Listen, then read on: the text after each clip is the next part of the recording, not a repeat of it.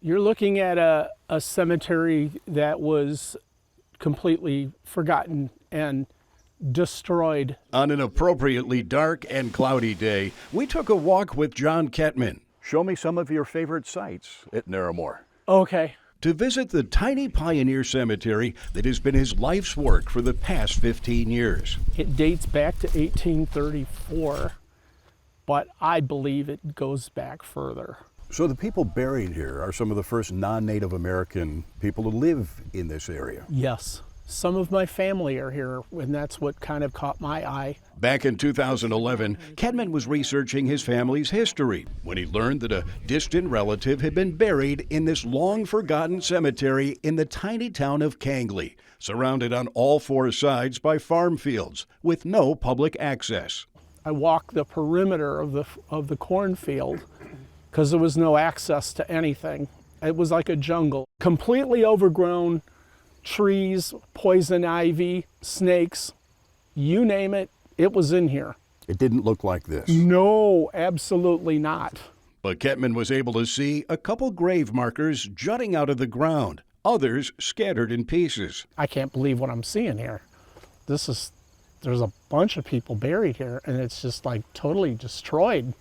Somebody's got to do something. Since then, Kettman and a group of volunteers have slowly cleared the cemetery of the overgrowth, erected a new entrance. The gate is it's a day bed. Really? It's a day bed. And named it Narramore, after an early property owner whose family is buried here. Most of the graves are from the mid-1800s, some of its underground residents born in the 1700s. The earliest markers, simply stones dragged up from the nearby Vermilion River. This is a very early one, shaped like a heart. The guy went down, or the family went down the river, and they got a rock and chipped it. And that's a grave. That's a grave stone marker. right there. Yes. The indentions that are in the ground are decomposed bodies and caskets that have collapsed over years.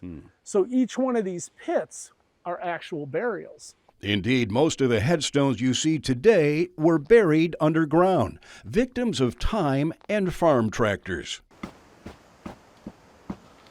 Kettman plunges a metal rod into the soil to find the stones. I call this like a random poke, when you're just walking and poking. And over the years, he has found and dug up dozens of headstones, many of them just fragments. There's something right there. Yep.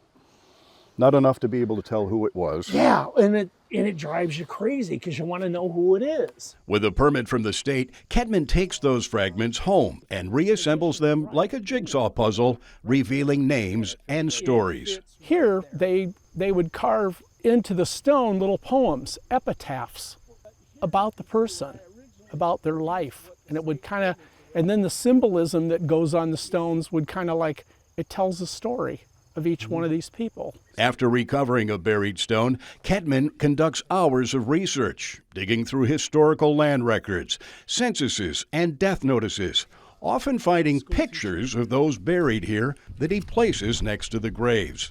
Well, this is my great-great-great-grandfather. Stan Siza of Joliet was stunned when he got a call from Kettman saying he'd found the grave of James McCready, a family member who served in the Civil War. I think it's very important. You know, it teaches younger people that, this is something you should preserve and something that makes you remember and learn from the past.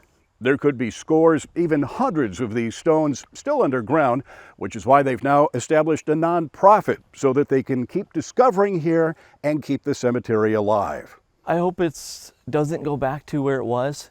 I hope that now with it having a name and people knowing about it a little more around here, that it's taken care of, whether it's me, John, whoever. A one secret cemetery hidden no more. You must feel a little bit at home here, huh? I do. I do. It's very peaceful out here. It has its own way of, how do you say it, sucking you in. In Kangley, Illinois, Dane Placco, Fox 32 Chicago.